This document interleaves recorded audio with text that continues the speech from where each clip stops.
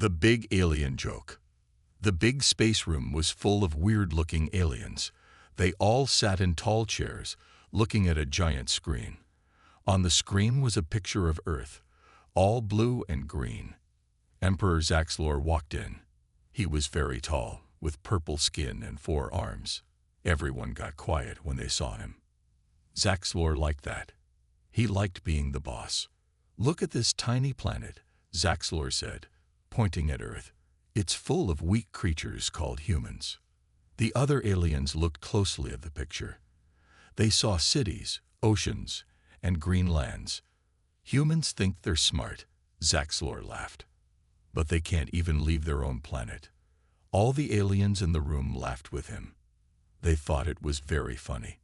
Zaxlor pressed a button. The screen showed a human. The aliens gasped. The human looked so strange to them. "See, only 2 arms, and look at those tiny teeth. How do they eat?" Zaxlor said. More laughter filled the room. The aliens thought humans looked silly and weak. "And their brains are so small," Zaxlor continued. "They still fight each other over bits of land. Can you believe it?" The aliens shook their heads. They couldn't understand why humans would do that. Zaxlor smiled. He was enjoying this a lot. "Want to see something really funny? Watch this." He pressed another button. The screen showed humans doing everyday things. Driving cars, working in offices, playing sports. "Look at their technology," Zaxlor said, making air quotes with his 4 hands. "They think those little cars are fast." The aliens laughed so hard some fell out of their chairs. They thought human tech was like toys. "And those computers," Zaxlor went on. "We have smarter things in our trash." The laughter got even louder. Zaxlor was very happy. He loved making fun of humans. "But wait, there's more," he shouted. "Let's see their space program." The screen showed rockets and the International Space Station. The aliens were rolling on the floor now. They were laughing so much. "They think that's a space station," one alien asked, wiping tears from his eyes. "It's like a bug compared to our ships," another alien said. Zaxlor waited for the laughter to die down. Then he got serious. "Okay, fun time is over," he said. "Now let's talk business." The aliens sat up straight. They knew Zaxlor had a plan. "These humans may be weak and dumb, but they can be useful," Zaxlor said. "We can make them our slaves." The aliens nodded. They liked this idea. "Think about it," Zaxlor continued. "They can do all the boring jobs we don't want to do. Cleaning, farming, building stuff. They're perfect." The aliens started to get excited. Free workers sounded good to them. "But how will we catch them?" one alien asked. "There are so many." Zaxlor smiled. It wasn't a nice smile. "Easy. We'll trick them. They're too dumb to stop us." He pressed a button, and a big map appeared on the screen. It showed how they would attack Earth. "First, we'll pretend to be friendly," Zaxlor explained. "We'll offer them gifts of technology, but the gifts will have secret controls in them." The aliens nodded. They thought this was very clever. "Then, when the humans are busy playing with their new toys, we'll take over their governments," Zaxlor said. "It will be so easy." The room was full of excited alien noises. They all thought this was a great plan. "And the best part," Zaxlor said, looking very happy. "The humans will never know what hit them. They'll think we're heroes." All the aliens stood up and cheered. They couldn't wait to have human slaves. "When do we start?" many aliens asked. Zaxlor held up his hands for quiet. "Soon, my friends. Very soon. First, we need to get everything ready." He looked at the picture of Earth again. "Enjoy your freedom while you can, little humans," he said softly. "Soon, you'll be working for us." As Zaxlor left the room, the other aliens were still talking excitedly. They all agreed humans were going to be the best joke in the galaxy. But what Zaxlor and his alien friends didn't know was that humans were much smarter and tougher than they looked. The aliens were in for a big surprise. Their joke was about to backfire in a way they could never imagine. Surprise space visitors. Captain Sarah Lee looked out of her spaceship window. The stars twinkled back at her. She smiled. This was her first deep space mission, and she was excited. "How's everything looking, Mike?" she asked her co-pilot. Mike checked the screens in front of him. "All good, Captain. We're on course to explore the far side of Mars." Sarah nodded. Humans had been to Mars before, but never this far out. It was a big day for space exploration. Suddenly, a red light started flashing. A loud beep filled the ship. "What's that?" Sarah asked, worried. Mike's eyes went wide. "Captain, you need to see this." Sarah looked at Mike's screen. There was a big object moving towards them. It wasn't a rock or a satellite. It was too big, too fast. "What is that thing?" Sarah whispered. Before Mike could answer, the object came into view. Sarah and Mike's jaws dropped. It was a spaceship, but not like anything they'd ever seen before. The alien ship was huge, at least 10 times bigger than their own. It shimmered with a strange purple light. Weird symbols covered its surface. Are those? Mike couldn't finish his sentence. "Aliens," Sarah said, her voice shaking a little. "Real, live aliens." For a moment, everything was quiet. The human ship and the alien ship just floated there, facing each other in the emptiness of space. Then a bright light shot out from the alien ship. It hit the human ship, making everything shake. "They're scanning us," Mike shouted. Sarah grabbed the ship's controls. "This isn't good. We need to get out of here." She tried to turn the ship around, but nothing happened. The controls were frozen. "I can't move the ship," Sarah yelled. "Mike, call Earth. Tell them what's happening." Mike pressed buttons frantically, trying to send a message home, but all he got was static. "The comms are down," he said, his face pale. "We're cut off." Sarah felt fear rising in her chest, but she pushed it down. She was the captain. She had to be brave. "Okay, let's think," she said. "We can't run. We can't call for help. What can we do?" Before Mike could answer, the ship shook again. This time, it wasn't a scan. The aliens were pulling them in with some kind of tractor beam. Sarah and Mike watched helplessly as their ship was dragged towards the alien vessel. The purple hull got closer and closer. "What do you think they want?" Mike asked, his voice small. Sarah shook her head. "I don't know, but we're about to find out." With a loud clang, their ship was pulled inside the alien craft. Everything went dark for a moment. Then, strange lights came on all around them. Sarah and Mike looked out the window. They were in a huge hangar. Weird machines and creatures moved around outside. "We're the first humans to see aliens up close," Mike said, sounding both scared and amazed. Sarah nodded. "And we might be the last if we don't figure out how to get out of here."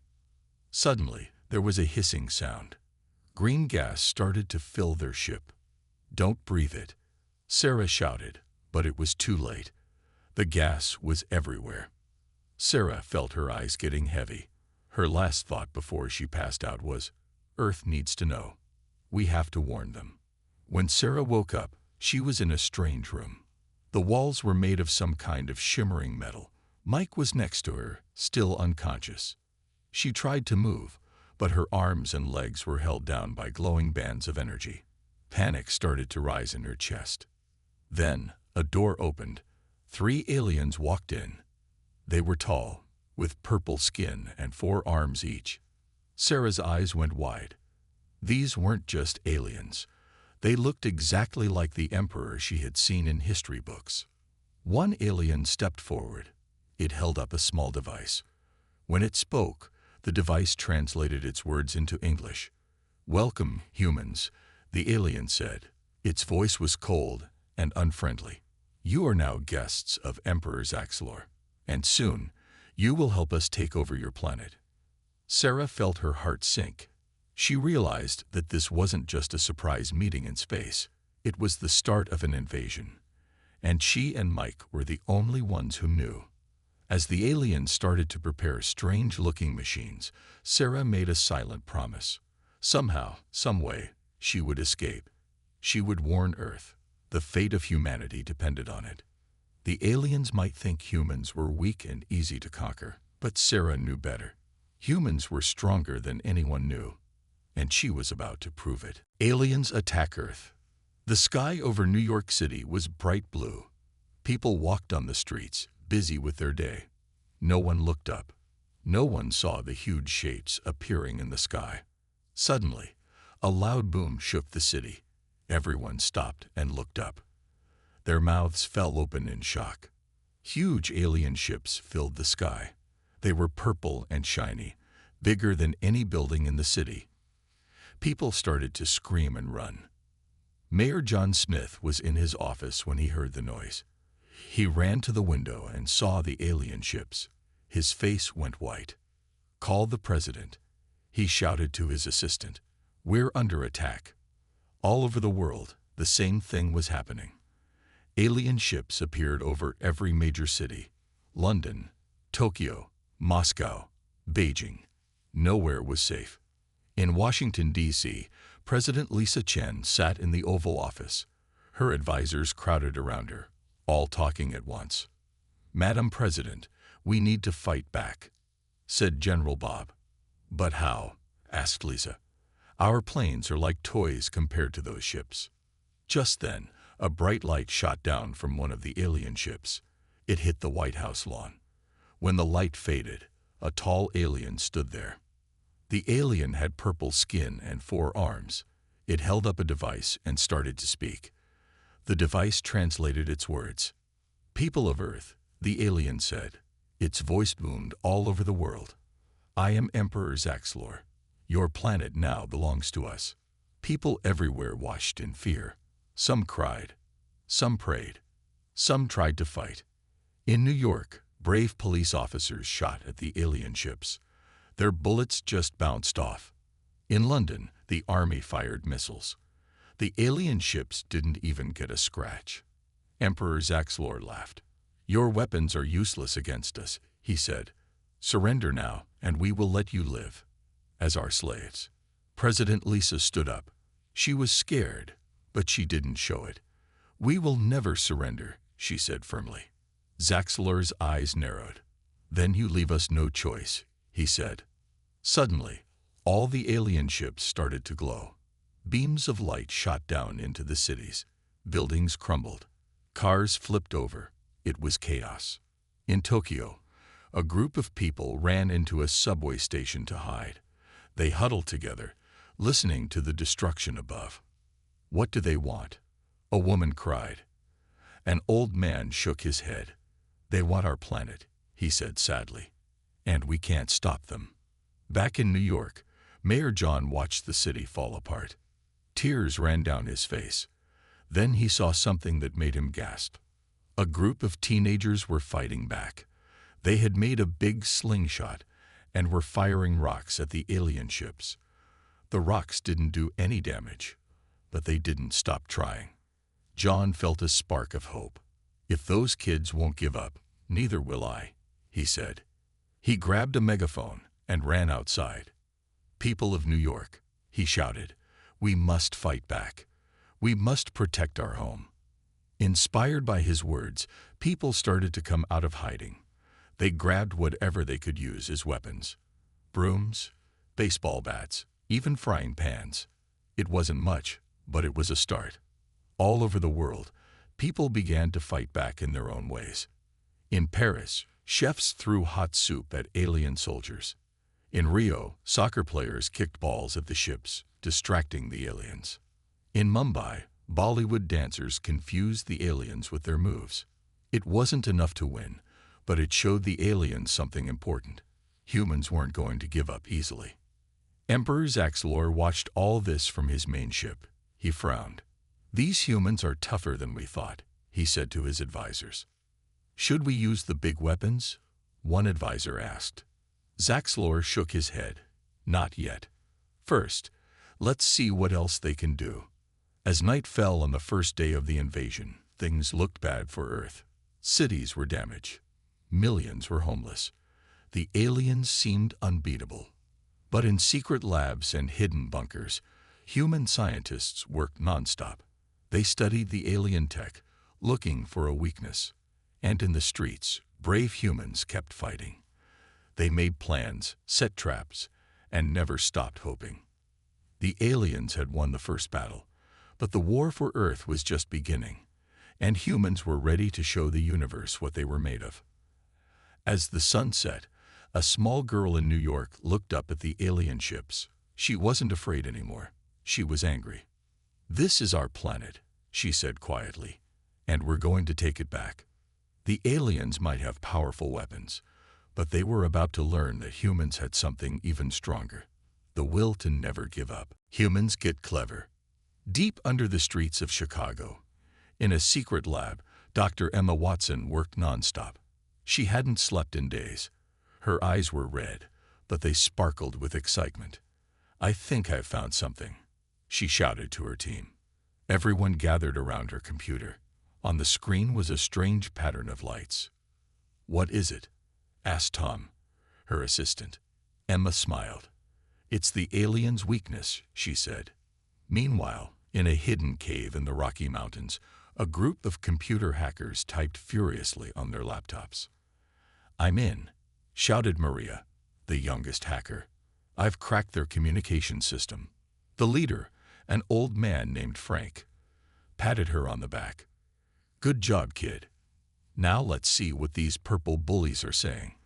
Across the world, humans were getting clever. They were finding ways to fight back. In Japan, a team of engineers built tiny robots that could sneak into alien ships. In Brazil, farmers found out that their coffee made aliens sick. They started making coffee bombs. In Egypt, archaeologists discovered that ancient pyramids confused alien scanners. They built fake pyramids as hideouts. Back in Chicago, Emma explained her discovery to the president. "Their ships use a special kind of energy," she said. "If we can disrupt it, we can shut them down." President Lisa nodded. "But how do we do that?" she asked. Emma held up a small device. "With this," she said, "I call it the alien zapper."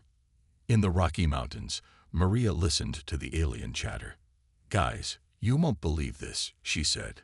"The aliens are scared of dogs." Frank laughed. "Dogs? Why?" Maria shrugged. "Something about their barking hurts alien ears." Frank's eyes lit up. "Well then, it's time to let the dogs out." All over the world, humans started to put their clever ideas into action. In New York, people played loud dog barking sounds through huge speakers. Aliens ran away, covering their ears. In London, they sprayed aliens with coffee. The aliens sneezed and couldn't fight back. In Tokyo, tiny robots snuck into alien ships and messed up their controls. Ships crashed into each other. Emperor Zaxlor was not happy. He yelled at his generals. "How are these primitive humans beating us?" he shouted. "They don't even have space travel." One general spoke up.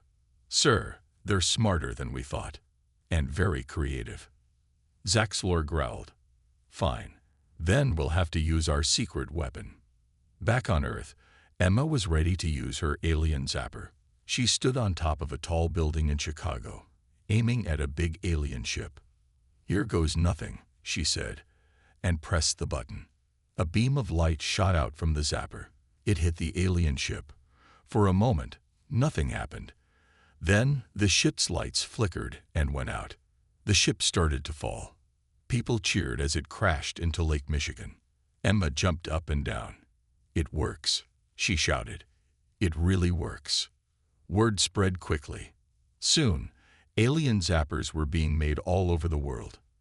In the Rocky Mountains, Frank had another idea. "If they're scared of dogs, let's give them a big dog to fear," he said. He and his team hacked into big screens in cities worldwide. They played a video of a huge, angry dog barking. It was just a computer animation, but the aliens didn't know that. Alien soldiers panicked and ran back to their ships. Emperor Zaxlor watched in disbelief as his army retreated. "This can't be happening," he said. "We're supposed to be the advanced ones." But it was happening. All over the world, humans were winning battles. They used alien zappers to bring down ships.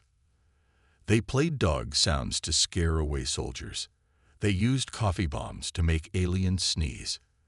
They hid in fake pyramids and planned surprise attacks. It wasn't an easy fight. Many cities were still damaged. Many people were still in danger. But for the first time since the invasion began, humans had hope. In a small town in India, a little boy looked up at his mother. "Will we win, Mama?" he asked. His mother smiled and nodded. "Yes, my son. Humans are clever. We'll find a way." And they were finding a way. With each clever idea, each creative solution, humans were proving something important. They were showing the aliens and themselves that the human spirit was stronger than any advanced technology. As night fell, Emperor Zaxlord looked out at Earth. He was starting to realize that he had made a big mistake. He had thought humans would be easy to beat. Now he knew the truth. Humans were tough, smart, and full of surprises. The war was far from over. But one thing was clear: humans were not going down without a fight. And it was going to be one clever fight indeed. Sneaky humans trick aliens.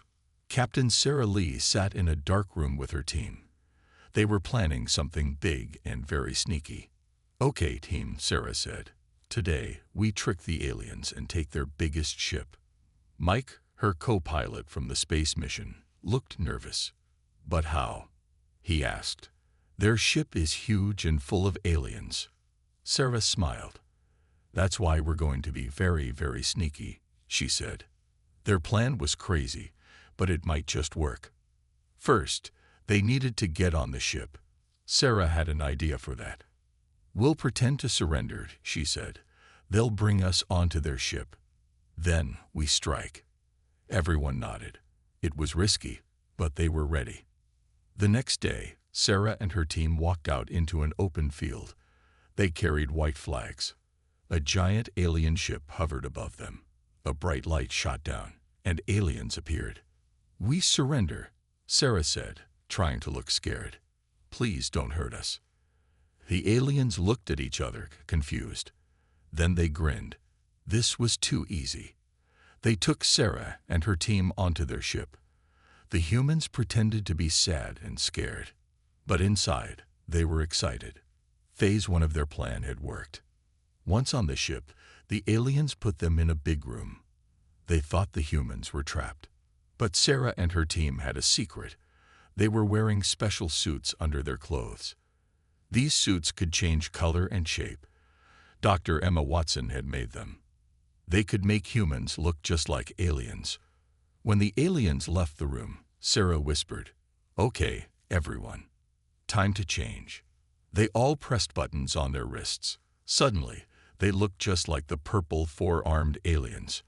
Mike looked at his new purple hands. "Wow," he said. "This is so weird." Sarah nodded. "Remember," she said, "act like you own the place. Aliens are bossy." They walked out of the room, trying to look important. Other aliens saw them and quickly moved out of the way. Sarah and her team split up. They had different jobs to do. Mike went to the engine room. He had to plant the alien zapper there. Two others went to the control room. They needed to download the ship's plans. Sarah headed for the main computer. She had to find out the aliens' big secrets. As they walked through the ship, they saw amazing things. Strange machines blinked and hummed. Weird creatures floated in tanks. But they didn't have time to look. They had a mission to do. In the engine room, Mike found a big glowing ball. That must be the power source, he thought. He carefully placed the alien zapper next to it. Then he turned it on. The zapper started to blink. In the control room, Sarah's friends were having trouble. The computer was in alien language. But they were clever. They took pictures of everything. They would figure it out later. Sarah reached the main computer. It was huge. Screens covered the walls, showing maps of Earth. She plugged in a small device. It started copying all the alien data. Suddenly, an alarm went off. A voice boomed through the ship. Intruder alert. Intruder alert. Sarah's heart raced. Oh no, she thought. They found us out. She grabbed her radio. Team, abort mission. She shouted. Get to the escape pods now. Everyone ran. Aliens were everywhere, looking for the intruders. But in their alien disguises, Sarah and her team blended in. They ran with the crowd, pretending to look for the humans too. They reached the escape pod area. Quickly, they jumped into pods and launched. As they flew away from the ship, they saw aliens running around in confusion. No one knew where the intruders had gone. Back on Earth, Sarah and her team landed safely. They were tired but happy. We did it, Mike shouted. We tricked those aliens good. Sarah nodded, smiling. And we got so much information, she said. This could change everything. They hurried to show their findings to Dr. Emma and the president. When they arrived, everyone cheered. Sarah held up the device with the alien data. We've got their secrets, she said. Now we can really fight back. Dr. Emma looked at the data. Her eyes went wide. This is amazing, she said. With this, we can shut down all their ships. The president smiled. Great job, team, she said. You've given Earth a real chance. As news of their success spread, people around the world celebrated. Humans had tricked the aliens and won. Emperor Zaxlor was furious when he found out. How did this happen? He yelled. They're just simple humans. But humans weren't simple at all. They were smart, brave, and very, very sneaky. The aliens had thought they were the clever ones. Now they knew better. Humans could be the sneakiest tricksters in the galaxy. As night fell, Sarah looked up at the stars. She knew the fight wasn't over yet. But for the first time, she really believed they could win. Humans had outsmarted the aliens, and they were just getting started. Humans fight back. The world was ready. In every city, in every country, humans prepared to fight back. They had been pushed around by the aliens for too long. Now it was time to show what humans could really do. Dr. Emma Watson stood in front of a big screen, talking to leaders from all over the world. We have the alien ship's secrets, she said. Today, we take back our planet. Everyone cheered. They were excited but also a little scared. This was going to be the biggest fight in human history. In New York, brave firefighters got ready. They had special trucks that could shoot the alien zapper beams high into the sky. In Tokyo, a group of gamers sat at huge computers. They were the best video game players in the world. Now they would use their skills to control robot fighters. In Rio de Janeiro, surfers waxed their boards, but these weren't normal surfboards. They could fly. The surfers would attack alien ships from the sea, and high above the Earth, astronauts on the space station prepared for their part. They would try to shut down the aliens' main satellite. President Lisa Chen's voice came over all the radios and TVs in the world. People of Earth, she said, today we fight for our home. Be brave, be smart, and remember, we are stronger together. As the sun rose, the battle began. In London, Big Ben rang out, but instead of its usual sound, it played a special tone. This tone confused the aliens' machines. Their ships started to wobble in the air. The firefighters in New York saw their chance. They aimed their trucks and fired. Zapper beams shot into the sky, hitting alien ship after alien ship. The ships fell into the Hudson River with big splashes. In Tokyo, the gamers moved their hands fast over the controls. On screens, they could see through the eyes of robot fighters. These robots climbed up the sides of alien ships like spiders. They cut wires and broke important parts. The surfers of Rio rode their flying boards high into the air. They threw special beach balls at the aliens, but these balls weren't for playing. When they hit the alien ships, they stuck and then zapped them with electricity. Up in space, the astronauts worked hard. They floated outside their station, trying to reach the alien satellite. It wasn't easy. The satellite kept moving away, but the astronauts didn't give up. Back on Earth, not everything was going well.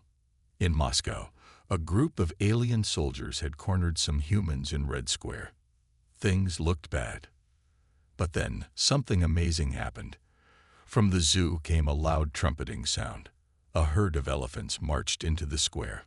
On their backs rode zookeepers, armed with alien zappers. The aliens ran away, scared of the big animals they had never seen before. In the African savanna, things were even stranger. Lions and cheetahs chased alien ground troops. The aliens were fast, but Earth's animals were faster. Emperor Zaxlor watched all this from his main ship. He couldn't believe his eyes. "How is this happening?" he yelled. "We're supposed to be the advanced ones." One of his advisors spoke up. "Sir, we may have made a mistake. These humans, they're much stronger than we thought."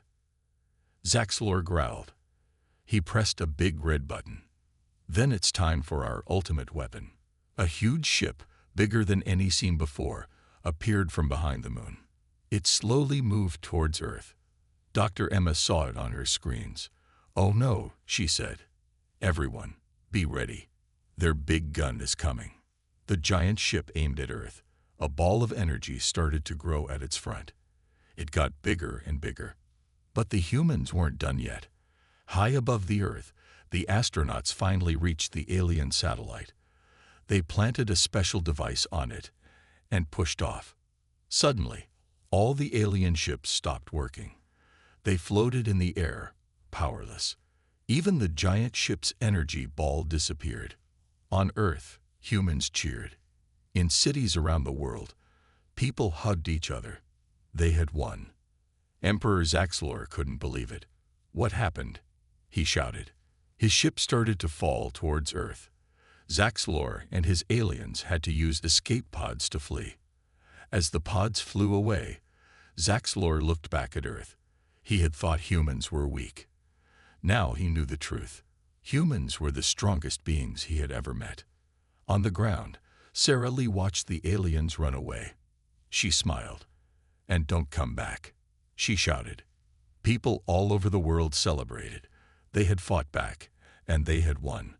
Earth was safe. But even as they celebrated, humans started to plan. They would rebuild their cities. They would make new technologies from what they learned. And they would be ready if the aliens ever came back.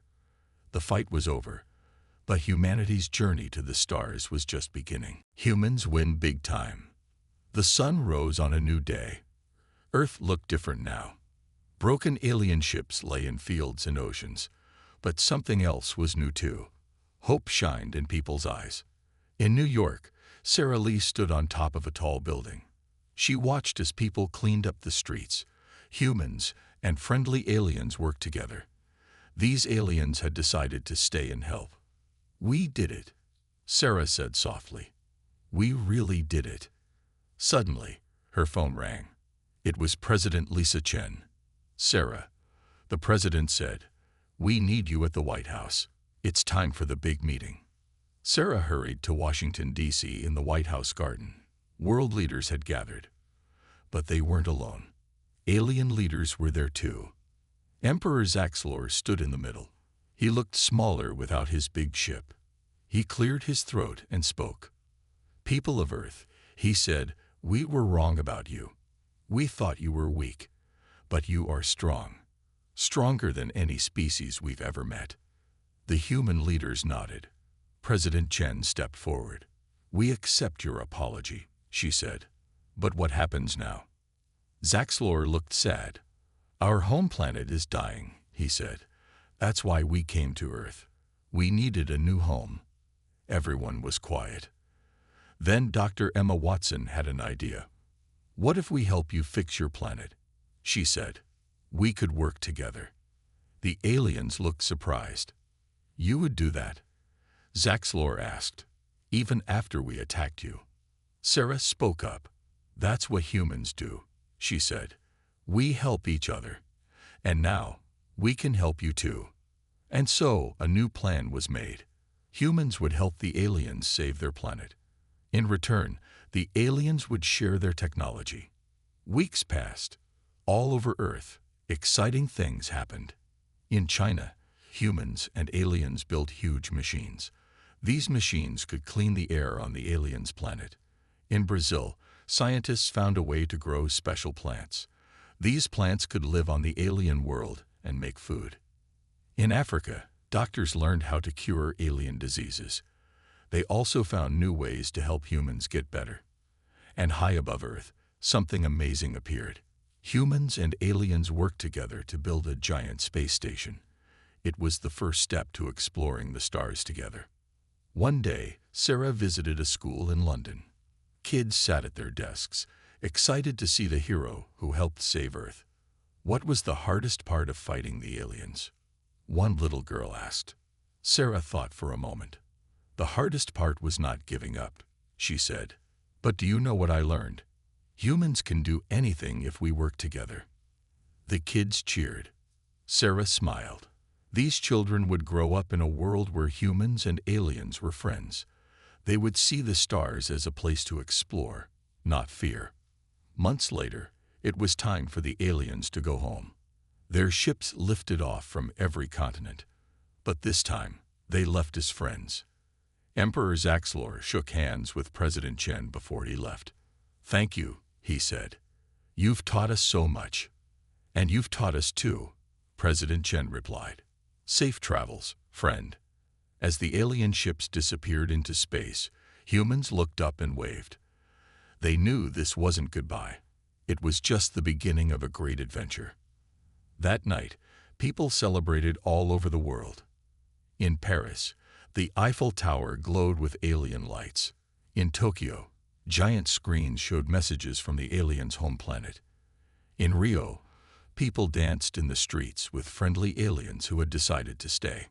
Sarah watched the celebrations on TV. She felt proud, but also excited. Humans had done more than just win a war. They had made new friends and opened up a whole universe of possibilities. The next morning, Sarah woke up early. She had a big day ahead. She was going to test fly Earth's first faster-than-light spaceship. As she put on her new spacesuit, Sarah thought about everything that had happened. Humans had faced the biggest challenge in their history. They had been scared, but they didn't give up. They used their brains, worked together, and showed the universe what they could do. Sarah stepped outside and looked up at the sky. The stars twinkled, but they didn't seem far away anymore. They looked like old friends, waiting to say hello. A reporter ran up to Sarah. "Captain Lee," he said, "you're about to fly into deep space. How do you feel?"